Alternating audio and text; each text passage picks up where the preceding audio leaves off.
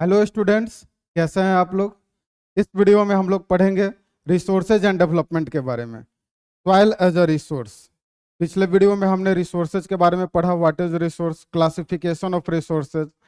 फिर land as a resource के बारे में पढ़ा, लैंड डिग्रेडेशन के बारे में पढ़े हैं हम लोग। फिर इस चैप्टर में हम लोग इस वीडियो में पढ़ने जा रहे हैं सॉइल के बारे में, मिट्टी के बारे में। अलग अलग मिट्टी के बारे में देखेंगे, टाइप्स के बारे में, उसको डिटेल में हम लोग इसमें कवर करेंगे। फिर सॉइल इरोजन के बारे में नेक्स्ट वीडियो में देखेंगे एंड इट्स कंजर्वेशन। तो एक क्लास 10th का आपका फर्स्ट चैप्टर है रिसोर्सेज एंड डेवलपमेंट। हम लोग इस वीडियो को आइए शुरू करते हैं। जैसा कि यहाँ पे हेडिंग आप देख रहे होंगे, सॉइल एज अ रिसोर्स।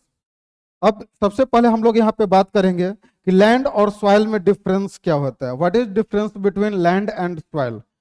देखने में तो दोनों एक तरह का लगता है कि अच्छा दोनों तो सेम ही है, लेकिन दोनों में डिफरेंस क्या है इसको हम यहाँ पे चर्चा करेंगे।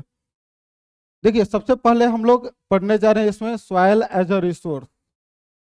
सॉइल भी एक क्या है, एक रिसोर्स है हमारा। इसके पहले हमने लैंड के बारे में चर्चा किया था। तो बेसिकली यहाँ पे एक क्वेश्चन उठ सकता है कि what is difference between soil and land. Land और सॉइल में क्या डिफरेंस होता है।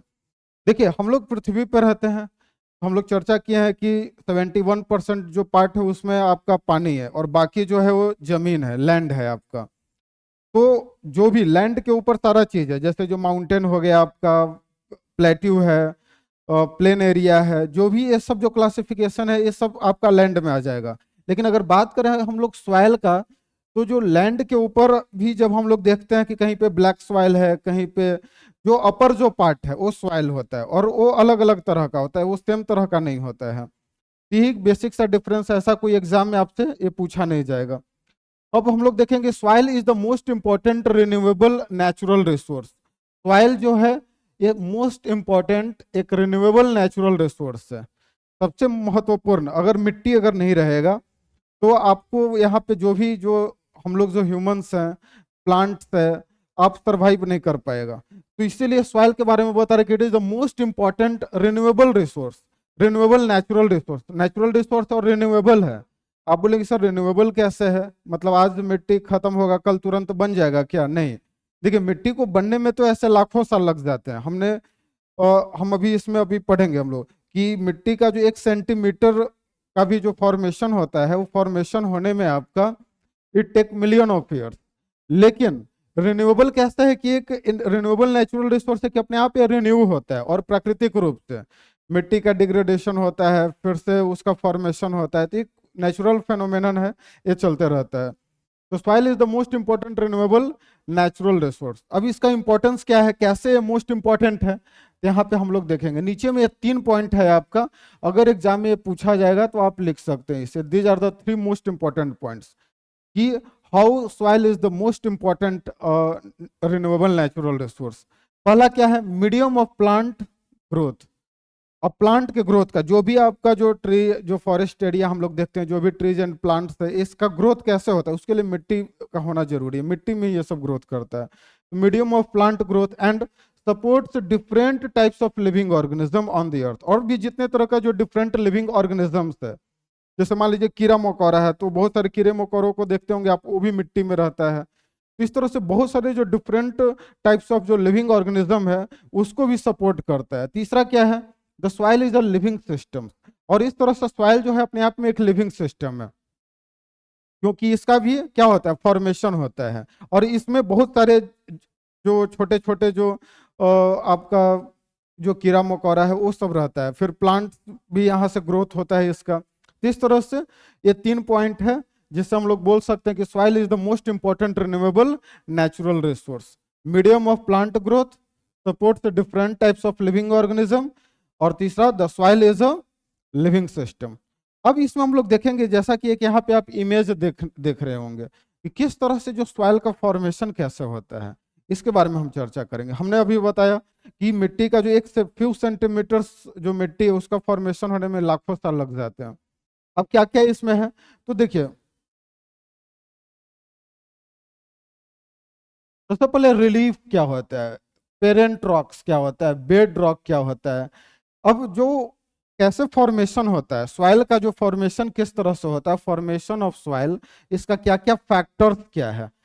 फॉर्मेशन ऑफ सॉइल का फैक्टर्स क्या है, किन किन कारकों से मिट्टी बनता है। तो सबसे पहला है रिलीफ फीचर्स। रिलीफ क्या होता है कि जो भी लैंड के ऊपर जो अलग अलग तरह के जो लैंड फॉर्म्स है, हमारा जो रिलीफ है, कहीं पे माउंटेन है, कहीं पे प्लेट्यू है, कहीं पे प्लेन एरिया है, कहीं पे आपका डेजर्ट है, तो ये फैक्टर है। दूसरा क्या है, पेरेंट रॉक। अब पेरेंट रॉक क्या होता है, जैसे यहाँ पे देखिए नीचे में ये जो आप डायग्राम देख रहे हैं, ये पूरा डायग्राम जो आपका ये बता रहे हैं, इसमें नीचे में सबसे पहले अनवेदर्ड पेरेंट बेडरॉक है आपका। अनवेदर्ड पेरेंट बेडरॉक का मतलब क्या है कि जो सबसे नीचे में इस तरह का यहाँ पे आप देख रहे होंगे कि ये बराबर साइज में आपका ये रॉक होता है, इस तरह का ये आपका अलग अलग फॉर्म्स में रॉक्स होता है, जिसका साइज क्या है, यहाँ पे आप बराबर देख रहे हैं, इसका साइज लार्ज है आपका। और एक ऐसा है पेरेंट बेड, जैसे हम लोग का जो जन्म होता है अपने पेरेंट्स से, फिर उनके भी पेरेंट्स होते हैं, तो पेरेंट्स फिर उनके बच्चे, फिर उनके बच्चे, इस तरह से। तो देखिए वहीं पे सबसे नीचे में अनवेदर्ड पेरेंट बेडरॉक है। अनवेदर्ड का मतलब क्या होता है, एक वेदरिंग हम लोग प्रोसेस देखें, वेदरिंग का मतलब होता है ब्रेकिंग डाउन। कोई भी चीज, जैसे मान लीजिए आपका जो चट्टान जो होता है वो टूटता है due to the various climatic factors, जैसे हवा के कारण, पानी के कारण, या गर्मी के कारण, ठंडा के कारण, टेम्परेचर ज्यादा होता है, कम होता है, प्रेशर के कारण रॉक टूटता है, तो ये ब्रेकिंग डाउन, तो उसको वेदरिंग बोला जाता है। तो सबसे जो नीचे में ये जो आपका जो है एक ऐसा रॉक होता है अनवेदर्ड पेरेंट बेड रॉक। फिर इसके ऊपर अब जाइएगा तो ये जो दूसरा जो आप येलो कलर में देख रहे हैं, ये है सब स्ट्रेटम वेदर्ड पेरेंट और रॉक मटेरियल। यहाँ पे अनवेदर्ड है और यहाँ पे वेदर्ड है, आप इसको ध्यान रखेंगे। यहाँ पे आपका क्या है, अनवेदर्ड पेरेंट बेडरॉक है, और यहाँ पे क्या है, वेदर्ड है, मतलब इसका ब्रेकिंग डाउन हुआ। अब यहाँ पे आप देखेंगे साइज, तो ये छोटा छोटा कुछ हिस्से रहेगा। यहाँ पे जो रॉक का जो साइज है वो कैसा है, लार्ज है। फिर यहाँ पे जैसे जैसे वेदरिंग होगा, चट्टान टूटेगा, फिर छोटा छोटा साइज। फिर उसके ऊपर आप आइएगा तो सब soil, weathered rock, sand and silt, clay, ये सब और महीन महीन आपका रॉक्स का साइज होगा यहाँ पे, ठीक है। और जो सबसे ऊपर में क्या है, top soil, the upper soil layer, और सबसे ऊपर में जो मिट्टी का जो अपर लेयर है वो आपको, तो इस तरह से सॉइल का और ये फॉर्मेशन होता है। तो relief, parent rocks, bed rock, climate, climate भी एक कारण है, vegetation and other forms of life and time are important factors. अब यहाँ पे रिलीफ हो गया, parent rock, bed rock, climate, vegetation and other forms of life and time, और भी जो जीवन के अलग अलग जो रूप है, जैसे अब मान लीजिए जो पेड़ पौधा है वो जब टूटता है, जब वो नीचे जाता है, डिकम्पोज होता है, तो due to heat and pressure, तो इस तरह से अलग अलग कारकों के फैक्टर्स है फॉर्मेशन ऑफ सॉइल में। फिर और हम देखेंगे तो various forces of nature such as change in temperature. अब टेम्परेचर में चेंज होने के कारण और भी जो ये सब नेचर का जो फोर्स है, such as the change in temperature, action of running water, wind, glacier, activities of decomposers etc contribute to the formation of soil। इस तरह से आप यहाँ पे देख रहे हैं कि these are the various factors which contribute in the formation of soil, जो soil के formation में contribute करता है। क्या क्या, relief, parent rock, bed rock, climate, vegetation and other forms of life and time। और दूसरा क्या है, various forces of nature, nature का जो और फोर्स है, सच एज टेम्परेचर चेंजिंग, जो टेम्परेचर में बदलाव होते रहता है, कभी गर्मी कभी ठंडा, तो टेम्परेचर में क्या हो रहा है, चेंज हो रहा है। एक्शन ऑफ रनिंग वाटर, जो वाटर जो है जैसे माउंटेन तो क्या है, ग्लेशियर है ऊपर में, अब ग्लेशियर से पानी अब नीचे आ रहा है, अब उसके कारण जो चट्टान है वो टूटते रहता है, टूट कर नीचे आते रहता है। तो आप नदी में देखे होंगे बालू जो आपको एकदम सैंड के रूप में आपको दिखाई देता है, तो वो भी किसका पार्ट है, रॉक का पार्ट होता है। running water, wind and glacier activities of decomposers etc contribute to the formation of soil। I hope आपको ये formation of soil समझ में आ रहा होगा। These are the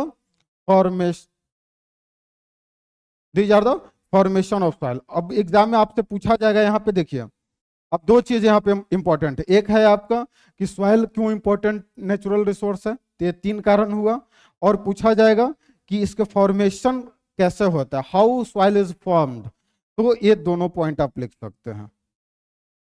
फिर अब आगे हम लोग देखेंगे। अब देखिए अब यहाँ पे क्या लिख रहा है, soil consist of organic, humus and inorganic materials. अब जो सॉइल है आपका, ये दोनों इसमें ऑर्गेनिक भी चीज हो, मटेरियल्स होता है और इनऑर्गेनिक मटेरियल भी होता है। यहाँ पे हम लोग पहले पेन ले लेते हैं, ठीक। अब देखिए, अब यहाँ पे क्या बता रहे हैं कि soil also consist of organic, that is humus, and inorganic material. जो सॉइल होता है इसमें दोनों मटेरियल होता है आपका, इसको हम लोग ऐसे डिवाइड कर देते हैं। ऑर्गेनिक और इनऑर्गेनिक दोनों तरह का मटेरियल होता है। ऑर्गेनिक ह्यूमस, ह्यूमस क्या होता है जैसे हम लोग इसमें चर्चा करेंगे। जैसे आप देखे होंगे जहाँ पे पेड़ होता है कोई, अब पत्ता वगैरह वहां पे गिरते रहता है, पत्ता गिरने के बाद वो क्या होता है, डिकम्पोज होता है, तो वो ह्यूमस बन जाता है वहां पे, और जिसमें मॉइस्चर कंटेंट होता है। फिर देखिए, on the basis of the factors, अब इसमें अब सॉइल को अलग अलग क्लासिफाई किया जाता है। कैसे क्लासिफाई किया जाता है, तो on the basis of factors responsible for the soil formation, colour. अब अलग अलग सॉइल का अलग अलग कलर होता है, it thickness, texture, age, chemical and physical properties. The soils of India are classified in different types.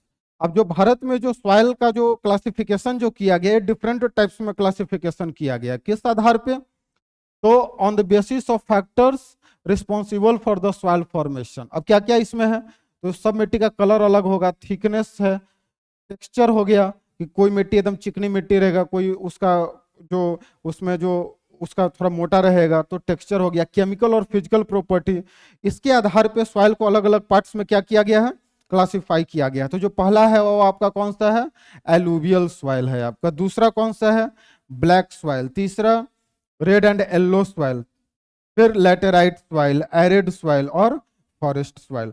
तो these are the classification of soil. ये आपको देखिए, ये बहुत इंपॉर्टेंट है, यहां से क्वेश्चन आपका राइज होगा।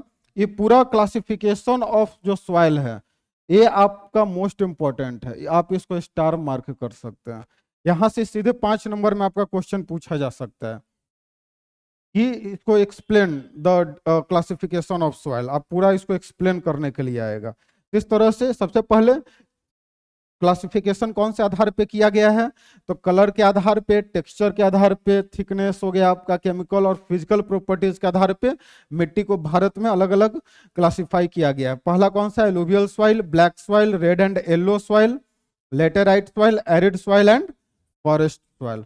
अब हम लोग एक एक करके सारे सॉइल्स के बारे में डिस्कस करेंगे। एलुवियल सॉइल के बारे में देखेंगे, ब्लैक सॉइल के बारे में, इसके कैरेक्टरिस्टिक्स। अब सारे सॉइल के बारे में कैसे पढ़ेंगे, तो सबसे पहले कौन सा रीजन में होता है, फिर इसका कैरेक्टरिस्टिक्स क्या है, इसमें कौन सा क्रॉप्स ग्रोन किया जाता है, ये सब सारा चीज हम लोग यहाँ पे पढ़ने जा रहे हैं। और आई होप आपको ये वीडियो काफी अच्छा लगेगा और इसको आप यहीं पे पढ़ेंगे, इसको आपको रिवीजन करने का जरूरत नहीं। काफी हम लोग अलग एकदम पॉइंट बाय पॉइंट इसको हम लोग डिस्कस करेंगे, और इसके बाद भी अगर कोई समस्या होगा आप जरूर कमेंट बॉक्स में लिखेंगे इसको, ठीक है। अब हम लोग एक एक करके चलेंगे। पहला है आपका एलुवियल सॉइल,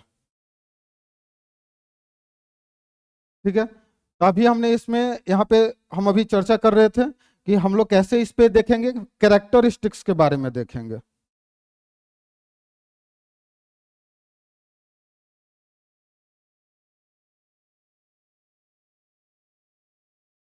ठीक है। अब देखिए, हम लोग यहाँ पे कैरेक्टरिस्टिक्स देखेंगे। जैसे पहला ये आपका है एलुवियल सॉइल। एलुवियल सॉइल के कैरेक्टरिस्टिक्स के बारे में, एक कौन सा रीजन में इंडिया का मिलेगा और कौन सा क्रॉप्स इसमें ग्रो किया जाएगा, इसका कैरेक्टरिस्टिक्स क्या है, सारा चीज हम लोग डिस्कस करेंगे। अब ये जो मैप आप जो देख रहे हैं यहाँ पे, मैप काफी इंपॉर्टेंट है। इस मैप को आप एकदम, आप एक इसका इमेज एनसीईआरटी बुक का ये मैप है, और सॉइल में काफी इंपॉर्टेंट है। मैप से क्वेश्चन आपका पूछा जाता है और यहाँ से क्वेश्चन आपका 1 नंबर का जरूर रहेगा। आप इस मैप को जरूर एक फोटो स्टेट इसका कॉपी निकालकर आप अपने स्टडी टेबल पे इसे जरूर रखेंगे। ये मैप की कौन सा यहाँ पे आप देख रहे हैं, जैसे ये एलुवियल सॉइल कहाँ पे है, रेड एंड येलो सॉइल कहाँ पे है, ब्लैक सॉइल कहाँ पे है, laterite, arid and forest and mountain soil. इस तरह से सारे सॉइल्स के बारे में हम लोग, क्योंकि रीजन मोस्ट इंपॉर्टेंट है आपका। अब यहाँ पे सबसे पहला हम चर्चा कर रहे हैं कौन सा सॉइल है आपका, alluvial soil. This is the most widely spread and important soil. अब जो एलुवियल सॉइल के बारे में क्या बताया जा रहा है कि most widely spread and important soil, मतलब ये जो एलुवियल सॉइल है सबसे ज्यादा वाइडली स्प्रेड है, मतलब भारत में सबसे ज्यादा जो मिट्टी है जो चारों तरफ जो फैला है वो आपका कौन सा सॉइल है? तो एलुवियल सॉइल है। And the most important soil, और सबसे इंपॉर्टेंट है। अब क्यों इंपॉर्टेंट है इसको हम लोग डिस्कस करेंगे, अभी वही सारा चीज हम लोग इसमें पढ़ने जा रहे हैं। तो ये सबसे पहला पॉइंट हुआ एलुवियल सॉइल का, this is the most widely spread and important soil. अब देखिए अब ये कैसे, इसका फॉर्मेशन कैसे होता है, तो यहाँ पे हम लोग सबसे पहले ध्यान देंगे। देखिए इसका जो फॉर्मेशन होता है, इसको नॉर्दर्न इंडिया में अगर हम देखें तो 3 नदी से ये बनता है, इंडस, गंगा और ब्रह्मपुत्र। ये तीनों नदी के कारण जो नॉर्दर्न इंडिया में जो आपका एलुवियल सॉइल है तो उसके कारण फॉर्मेशन होता है। तो ये पहला पॉइंट देखिए हम लोग यहाँ पे, these have been deposited by the 3, याद रखना है, 3 इंपॉर्टेंट हिमालयन रिवर सिस्टम। कौन कौन सा है? The Indus, the Ganga and the Brahmaputra. I hope आपको ये समझ में आया होगा कि these have been deposited by, मतलब ये जो एलुवियल सॉइल है इसका डिपोजिशन कैसे हो रहा है, तो नॉर्दर्न इंडिया में जो इसका डिपोजिशन हो रहा है, these have been deposited by 3 important Himalayan river system. मतलब जो हिमालय से जो 3 नदी जो निकल रहा है उसके कारण इसका डिपोजिशन हो रहा है एलुवियल सॉइल का। कौन कौन सा नदी है? इंडस, गंगा और ब्रह्मपुत्र के कारण। अब यहाँ पे हम लोग देखेंगे, देखिए एलुवियल सॉइल के बारे में अगर हम लोग सबसे पहले चर्चा करें तो देखिए यहाँ पे एलुवियल सॉइल है, इसका कलर कौन सा है? अब ये देखिए यहाँ पे हम लोग ये मार्क कर रहे हैं, ये वाला जो पॉइंट है, ये जो सर्किल जो यहाँ पे जो किया हुआ है, सबसे पहले देखिए ये आपका एलुवियल सॉइल है यहाँ पे, ठीक है। तो नॉर्दर्न इंडिया का ये जो एक मेजर जो एरिया है एलुवियल सॉइल कवर्ड का, इसीलिए बोला जा रहा है कि widely spread and most important soil है आपका। फिर और देखिए यहाँ पे ये कुछ वेस्टर्न साइड में भी यहाँ पे ये पैचेज में है, यहाँ पे आप देख सकते हैं। फिर आपका यहाँ पे भी ब्रह्मपुत्र जो आपका नदी है, यहाँ पे भी आप देख सकते हैं। हमने अभी देखा है कि 3 नदी के कारण बन रहा है, इंडस, गंगा और ब्रह्मपुत्र। अब इंडस देखिए, इंडस, अब गंगा नदी को आप देखेंगे यहीं से गंगा नदी का ये फ्लो होता है। अब इंडस तो इधर पाकिस्तान में चला जाता है, जबकि यहाँ पे बहुत सारा उसका ट्रिब्यूटरी है आपका, झेलम, चेनाब, रावी, सतलुज, ब्यास, ये सब ट्रिब्यूटरीज है इंडस का। ब्रह्मपुत्र यहाँ पे है आपका, तो ब्रह्मपुत्र के कारण तो ये नॉर्दर्न इंडिया में आपका ये पार्ट हुआ। आई होप आपको समझ में आ रहा होगा ये वाला पॉइंट। जैसे हम यहाँ पे ऐसे ऐसे फिर से एक पॉइंट इसको बना दे रहे हैं, ये जो आप देख रहे हैं ये पूरा रीजन ये क्या है आपका, ये सब एलुवियल सॉइल है यहाँ पे। तो और अब नेक्स्ट ये पहला पार्ट है आपका, ये पहला पार्ट है कि नॉर्दर्न इंडिया में।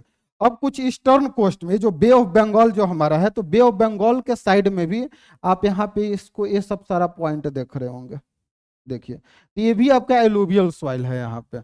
आई होप आपको अब अच्छे से समझ में आ रहा हो कि जितना ये जो रेड कलर जो हम जो यहाँ पे जो पॉइंट कर रहे हैं, तो this all are the alluvial soil. अब ये मैप आपको बहुत ही अच्छे से ध्यान रख, इसमें लोकेट करने के लिए आ जाएगा कि एलुवियल सॉइल कहाँ पे है।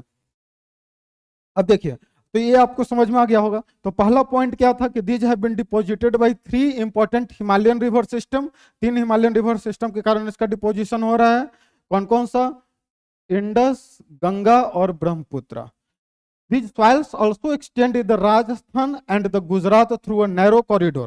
हमने अभी यहाँ पे देखा है कि ये सॉइल कहाँ, दिस सॉइल आल्सो एक्सटेंड, क्या कहाँ एक्सटेंड कर रहा है? तो extend in Rajasthan and Gujarat. अब तो यहाँ पे देखिए पॉइंट, ये राजस्थान वाला एरिया हो गया, यहाँ पे ये गुजरात वाला एरिया हो गया, इस तरह से यहाँ पे भी एक्सटेंड कर रहा है। फिर अब तीसरा पॉइंट देखिए, alluvial soil is also found in the eastern coastal plain. अब यहाँ पे याद रखना, अब ईस्टर्न कोस्टल प्लेन कौन सा है? अब ये देखिए यहाँ पे जो पॉइंट हम जो कर रहे हैं ईस्टर्न कोस्टल प्लेन, तो ये वाला जो एरिया है eastern coastal plain, particularly in the deltas of Mahanadi, Godavari, Krishna and Kaveri. अभी इसका फॉर्मेशन कहाँ पे हो रहा है? ईस्टर्न कोस्टल एरिया में। मतलब ये जो ईस्टर्न जो कोस्टल एरिया है, यहाँ पे जो फॉर्मेशन हो रहा है ये डेल्टा के पास हो रहा है। अब डेल्टा किसे कहते हैं? तो देखिए डेल्टा क्या होता है कि जब कोई भी रिवर जब समुद्र में जब वो मिलता है, जब सी में जब वो क्या हो रहा है, जब मिल रहा है, जब जैसे कोई भी नदी है तो उसका पानी कहाँ जा रहा है? समुद्र में जा रहा है। अब वो नदी जब समुद्र में जाता है तो जहाँ पे वो जो मीट करता है समुद्र से, वहां पे फिंगर लाइक प्रोजेक्शन बनाता है वो, कैसा प्रोजेक्शन बनाता है, फिंगर लाइक, मतलब यहाँ पे जैसे कोई भी नदी जो है, मान लीजिए गंगा नदी है, अब ये यहाँ पे सुंदरबन डेल्टा के बारे में हम लोग 9th क्लास में पढ़े थे कि सुंदरबन डेल्टा जो बे ऑफ बंगाल में, बंगाल की खाड़ी में जो गंगा नदी मिल रही है, अब वहां पे फिंगर लाइक प्रोजेक्शन बनाता है जहां पे मीट करता है, जो नदी कहाँ मिल रहा है, समुद्र में, तो वही जो रीजन होता है उसको डेल्टा बोला जाता है। क्या बोला जाता है, डेल्टा।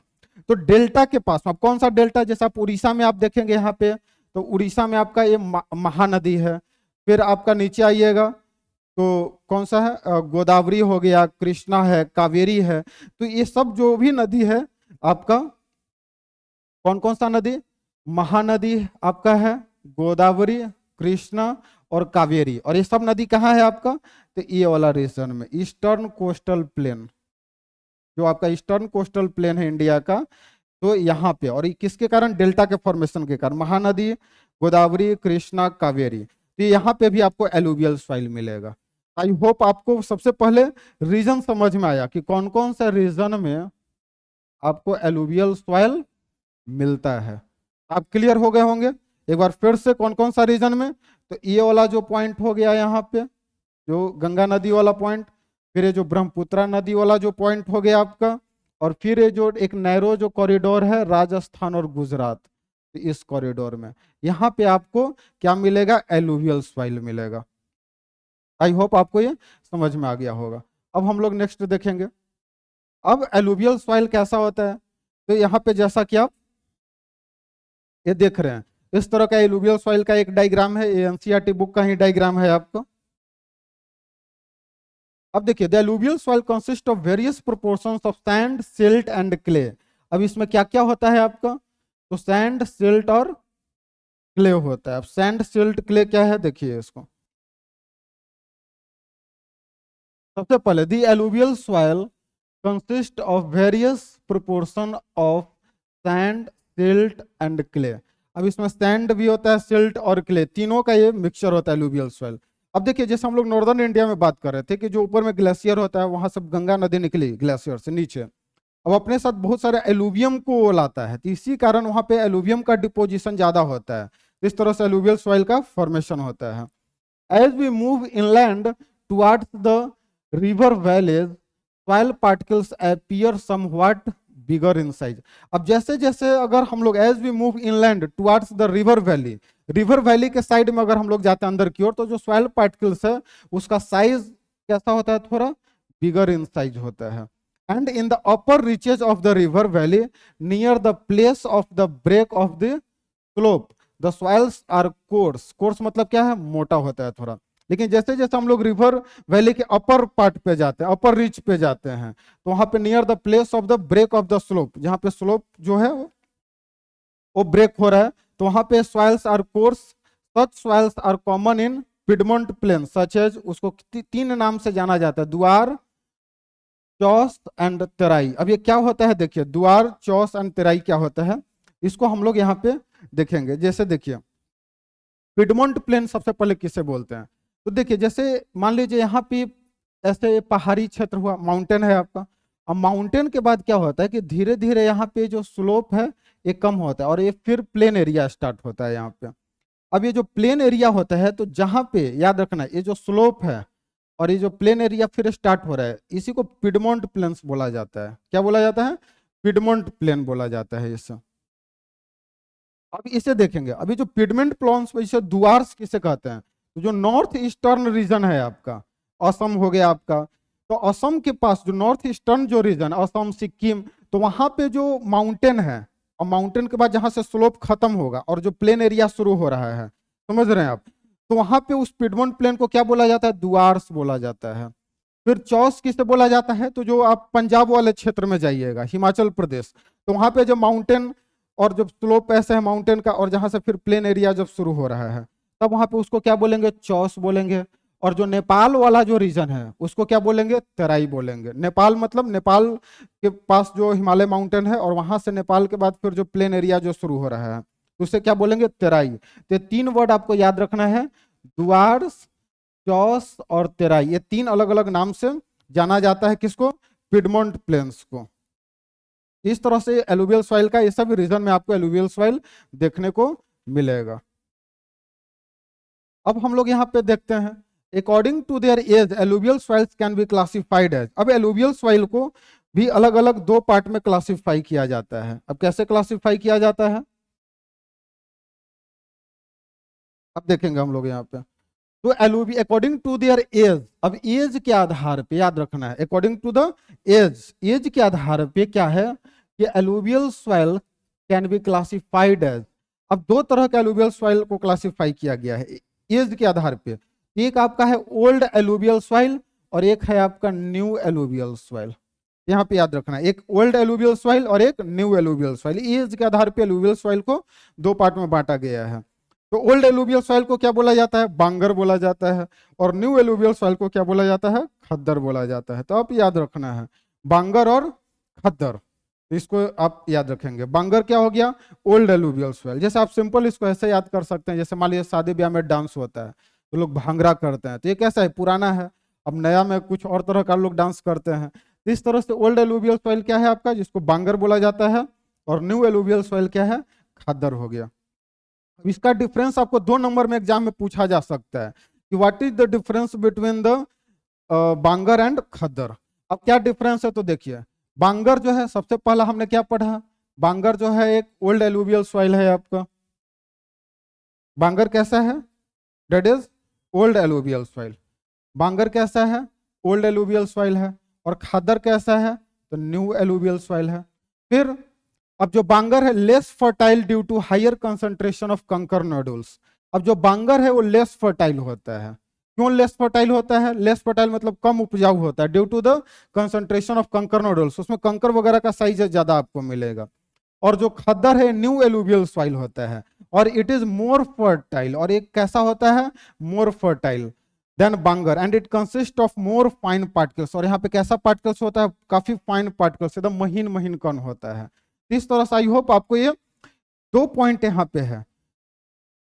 एज के आधार पे एलुवियल सॉइल को 2 पार्ट में बांटा गया, बांगर और खद्दर। बांगर है ओल्ड एलुवियल सॉइल और लेस फर्टाइल, और खद्दर कैसा है, मोर फर्टाइल, और दूसरा क्या है, हाँ खद्दर क्या है, new alluvial soil and more fertile. और ये मोर फर्टाइल क्यों है, क्योंकि इसमें बहुत ही फाइन पार्टिकल्स होता है। और ये लेस फर्टाइल क्यों है, क्योंकि यहाँ पे कंकर नोडुल्स आपको ज्यादा मिलेगा।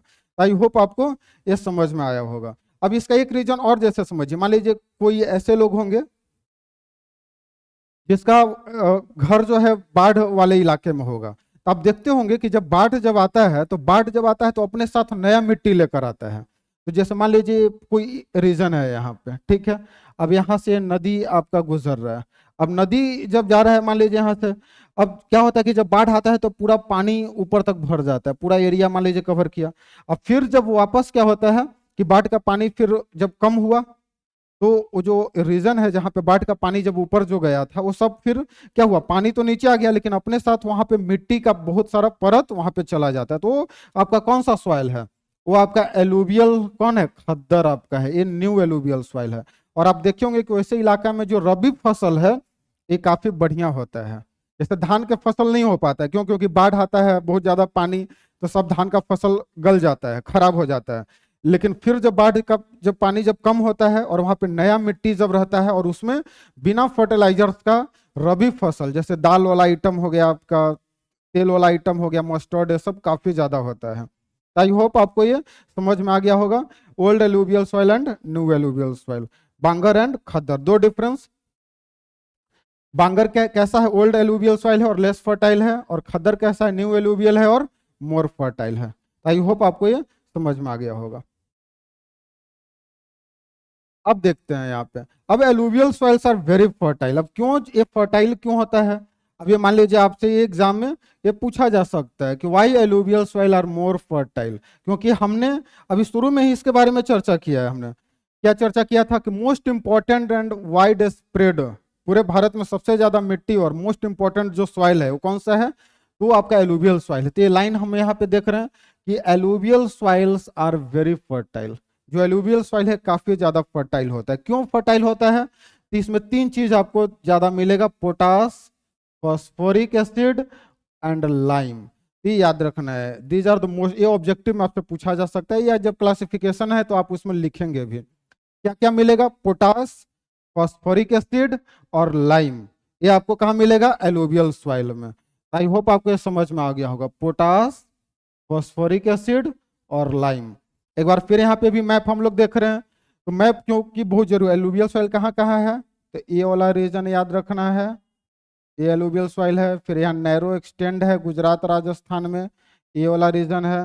फिर जो ईस्टर्न जो कोस्टल जो प्लेन है आपका, फिर ये ब्रह्मपुत्रा वाला जो रीजन है आसाम, तो ये सब आपका क्या है? एलुवियल सॉइल है। जहां जहां पे आप रेड ये देख रहे हैं, ये सब क्या है? ये सब एलुवियल सॉइल है, इस तरह से। ठीक है, अब यहाँ पे देखिए, अब इसमें कौन कौन सा क्रॉप्स क्या क्या होता है। अब ये तो समझ गए कि इसमें क्या कौन कौन सा क्या क्या होता है, पोटास, फॉस्फोरिक एसिड और लाइम। अब ये ideal for growth of sugar cane, अब इसमें क्या होता है, कौन सा फसल? शुगर केन, पैडी हो गया, वीट है, and other cereals and pulse crops. अब इसमें सारा फसल आपका देख रहे हैं, कौन कौन सा? शुगर केन देख रहे हैं आपका, पैडी देख रहे हैं, वीट है, and other cereals and pulse crops. तो ये सब मेजर क्रॉप्स का प्रोडक्शन किया जाता है एलुवियल सॉइल में। अब यहाँ पे देखिए, due to its high fertility regions of alluvial soil are intensively cultivated and densely populated। अभी याद रखना है यहाँ पे, अब ये जो है कि काफी ज्यादा intensively cultivated and densely populated. अब देखिए क्यों, क्योंकि हमने अभी यहाँ पे हम देख रहे थे कि ये जो रीजन है आपका, ये एलुवियल सॉइल है यहाँ पे माँ। ठीक है, अब ये जो एलुवियल सॉइल है, आप मैप में भी देखिएगा, ये सब कौन सा रीजन है? ये आपका रीजन वही है, उत्तर प्रदेश का रीजन है, बिहार है, आपका बंगाल का ये पार्ट है, फिर इधर पंजाब है, दिल्ली, हरियाणा, ये सब रीजन है। और ये सब काफी ज्यादा डेंसली पॉपुलेटेड है। क्यों? क्योंकि यहाँ पे हाईली फर्टिलिटी बहुत ज्यादा है, यहाँ पे एग्रीकल्चर होता है, समझ रहे हैं, इंटेंसिवली एग्रीकल्चर किया जाता है, और जिसके कारण और क्या है? Densely populated. तो दो चीज याद रखना है कि due to its high fertility regions of alluvial soils are intensively cultivated and densely populated. तो जो भी ये सब जो रीजन जो है आपका, ये सब जो रीजन जो देख रहे हैं, ये सब काफी ज्यादा एग्रीकल्चर होता है, और ये सब डेंसली पॉपुलेटेड एरिया है। ठीक है, आई होप आपको ये समझ में आ गया होगा। फिर देखिए, कहीं कहीं बता रहा है कि soils in the drier areas are more alkaline and can be productive after proper treatment and irrigation. कहीं कहीं पे ड्राई एरिया में थोड़ा सा अल्कलाइन सॉइल हो जाता है, जो एलुवियल सॉइल है उसका नेचर कैसा हो जाता है? अल्कलाइन हो जाता है। लेकिन उसको प्रॉपर अगर मैनेजमेंट किया जाता है, इरिगेशन अगर वहां पे किया जाता है, तो वो फिर से प्रोडक्टिव हो जाता है। आई होप आपको एलुवियल सॉइल समझ में आया होगा। अब हम लोग देखेंगे यहाँ पे ब्लैक सॉइल के बारे में। अब देखिए, अब हम लोग क्या चर्चा करने जा रहे हैं? ब्लैक सॉइल आपका हो गया। अब ब्लैक सॉइल मतलब क्या होता है? काली मिट्टी। मतलब इसका कैसा यहाँ पे है, तो देखिए ये ब्लैक सॉइल है, काली मिट्टी है। अब मैप में यहाँ पे हम लोग देखेंगे कि काली मिट्टी यहाँ पे कहाँ कहाँ आपका है। तब देखिए, अभी ये जो आपको जो पैच है यहाँ से, ये जो इलाका है,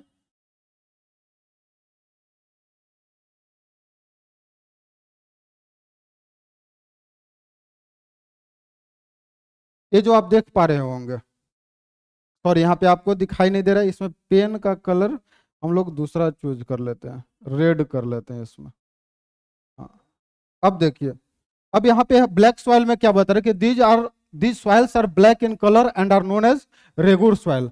अब ये जो ब्लैक सॉइल कैसा है, इसको रेगुर सॉइल भी हम लोग बोलते हैं, रेगुर सॉइल। और इसका एक और नाम है यहाँ पे, इसको हम लोग कॉटन का प्रोडक्शन ज्यादा होता है यहाँ पे, जिसके कारण हम लोग इसको ब्लैक कॉटन सॉइल भी कहते हैं। तो इसका 3 नाम है, हम लोग यहाँ पे ध्यान रखेंगे। इसको क्या क्या बोलेंगे? Black soil, black in colour के नेचर के होने के कारण ब्लैक कलर का है, तो इसको ब्लैक सॉइल बोलेंगे। दूसरा क्या है? रेगुर सॉइल इसको बोलेंगे। और तीसरा ब्लैक कॉटन सॉइल इसे बोलेंगे। तो इसको हम लोग यहाँ पे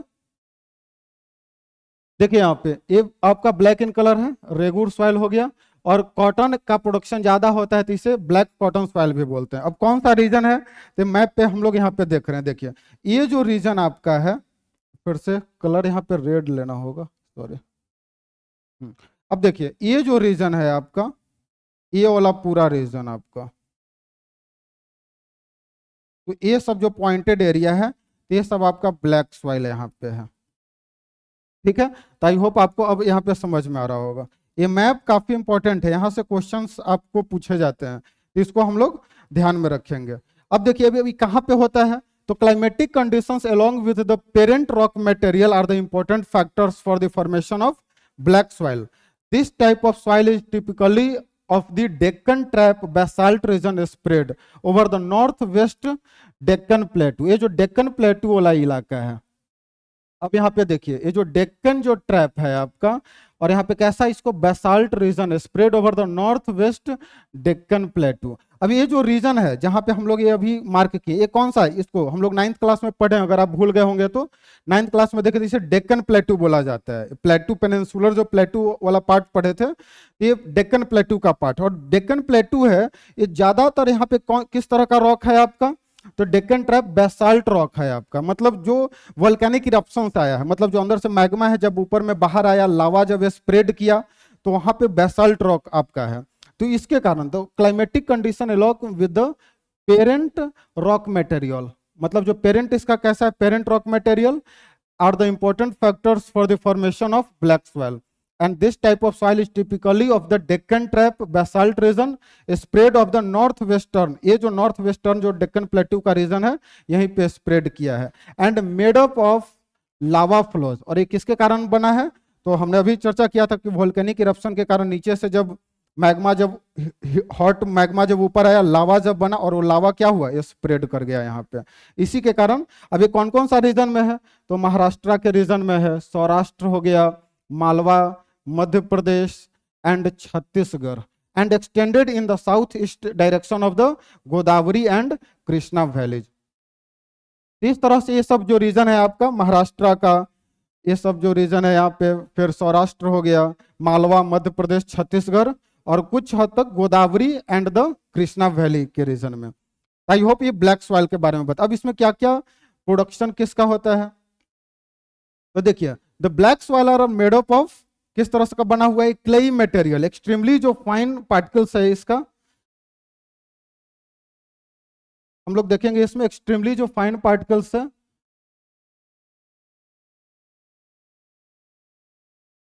दी black soils are made up of extremely fine and that is clayey material, बहुत ही एकदम चिकना मिट्टी होता है ये। They are well known for their capacity to hold moisture. अब यहाँ पे हम लोग इस चीज को देखेंगे, अभी इसका एक जो सबसे एक जो मेन कैरेक्टरिस्टिक्स है, ये मॉइस्चर को होल्ड करके रखता है काफी देर तक। तो they are well known for their capacity to hold moisture. In addition they are rich in soil nutrients. अब इसमें क्या क्या होता है, जैसे एलुवियल सॉइल में हमने पढ़ा था, एलुवियल सॉइल में पोटास, फॉस्फोरिक एसिड और लाइम था। उसी तरह से ब्लैक सॉइल में क्या क्या मिलेगा, तो कैल्शियम है आपका, calcium carbonate, magnesium, potash and lime. ये सब आपको एक नंबर में पूछा जा सकता है एग्जाम में, तो इसको याद रखना। वहां पे पोटास, फॉस्फोरिक एसिड और लाइम था एलुवियल सॉइल में, और ब्लैक सॉइल में क्या क्या है, कैल्शियम कार्बोनेट, मैग्नीशियम, पोटास और लाइम। अब किस चीज का डेफिशिएंट यहाँ पे मिलेगा, तो यहाँ पे फॉस्फोरिक एसिड नहीं होता है इसमें, ये डेफिशिएंट होता है फॉस्फोरिक एसिड, इसको हम लोग अभी देखेंगे। तो आई होप ये आपको समझ में आ रहा होगा। फिर हम लोग यहाँ पे देखिए, the soils are generally poor in phosphoric contents. तो हमने अभी इसका चर्चा किया था कि यहाँ पे आपका किस चीज का कमी मिलेगा, फॉस्फोरिक एसिड का, इसमें फॉस्फोरिक एसिड कम होता है। फिर यहाँ पे एक इमेज देख रहे होंगे, ये आपका इमेज आप देख रहे हो, इसमें मिट्टी में क्रैक्स आपका बहुत डेवलप हो रखा है। क्रैक्स मतलब दरार, इसको जैसे आप कोई अगर उस रीजन के होंगे तो आप देखते होंगे गर्मी के दिनों में जहाँ पे ब्लैक सॉइल होगा वहां पे काफी ज्यादा आपको डीप क्रैक्स आपका क्रिएट हो जाता है, दरार एकदम पूरा मिट्टी लगता है कि फट जाता है एकदम, बीच में काफी ज्यादा गैप, जैसा कि आप इमेज में यहाँ पे आप ये देख रहे होंगे कि मिट्टी में अलग अलग तरह का ये दरार है बीच में, एक क्रैक्स जैसा। तो देखिए अब यहाँ पे इसके बारे में क्या बताया है कि they develop deep cracks during the hot weather. Hot weather के समय में, गर्मी के दिनों में यहाँ पे क्या क्रिएट हो जाता है, डीप क्रैक्स क्रिएट हो जाता है, विच helps in the proper aeration of the soil, जिसके कारण एरेशन होता है। एरेशन क्या होता है कि जैसे यहाँ पे देख रहे होंगे कि बीच में जब क्रैक्स जब डेवलप हो जाता है, तो क्रैक्स डेवलप होने के कारण क्या होता है कि प्रॉपर ऑक्सीजन अंदर तक जाता है मिट्टी में, उसी को एरिएशन बोला जाता है। तो they develop deep cracks during the hot weather which helps in the proper aeration of the soil. These soils are sticky when wet and difficult to work on unless tilled immediately। अब होता क्या है कि जैसे ही जब ये सूखा है, ड्राई है, तब तो इसमें क्रैक्स बीच में है, लेकिन जैसे ही अगर पानी जाएगा तो ये काफी स्टिकी हो जाता है। और स्टिकी होने के कारण क्या होता है कि अगर इसमें फिर खेत को जोतना काफी मुश्किल हो जाता है। इसीलिए जहां पे ब्लैक सॉइल होता है तो जैसे ही बारिश होता है या पानी गया तो तुरंत ट्रैक्टर से उससे क्या कर दिया जाता है, खेत को जोत दिया जाता है, प्लगिंग कर दिया जाता है, नहीं तो काफी डिफिकल्ट हो जाता है, क्योंकि वेट होने के बाद ये काफी ज्यादा क्या हो जाएगा, स्टिकी हो जाता है, चिपचिपा हो जाता है एकदम। After the first shower of during the pre monsoon period, तो वही बता रहा है कि जैसे ही प्री मानसून, जब आपका पहला जो शावर जो होता है, पहला जो बारिश हुआ, तो तुरंत इसको क्या कर दिया जाता है, खेत को जोत दिया जाता है, नहीं तो ये क्या हो जाएगा, वेट होने के कारण काफी ज्यादा स्टिकी हो जाएगा और डिफिकल्ट टू टिल। अब देखिए, अब इसका एक और एग्जांपल आप देखे होंगे कि जहां पे भी अगर आप कोई ऐसा रीजन में रहते होंगे जहां पे ब्लैक सॉइल होता है, तो आप देखे होंगे कि अगर साइकिल से जैसे हम लोग जाते रहते हैं या बाइक से जाते रहेंगे या चप्पल पहनकर अगर आप जाते रहेंगे तो पूरा मिट्टी सट जाता है, उसमें काफी ज्यादा स्टिकी हो जाता है पूरा, मतलब मिट्टी सट जाएगा, मतलब आप साइकिल या बाइक या पैदल चल रहे तो आपको चलना मुश्किल हो जाएगा। तो इसीलिए, क्योंकि जब सूखा है तब तो उसमें क्रैक है, और जैसे ही आपको जब भींगा तो क्या हो जाएगा, स्टिकी हो जाएगा। तो इसको हम लोग याद रखेंगे। तो ये आपका ब्लैक सॉइल्स हो गया। अब हम लोग यहाँ पे नेक्स्ट वीडियो में रेड एंड येलो सॉइल के बारे में पढ़ेंगे। तब तक हम लोग इस चैप्टर में सॉइल्स के बारे में डिस्कस किया, एलुवियल सॉइल और ब्लैक सॉइल के बारे में। नेक्स्ट वीडियो में हम लोग चर्चा करेंगे यहाँ पे रेड एंड येलो सॉइल के बारे में।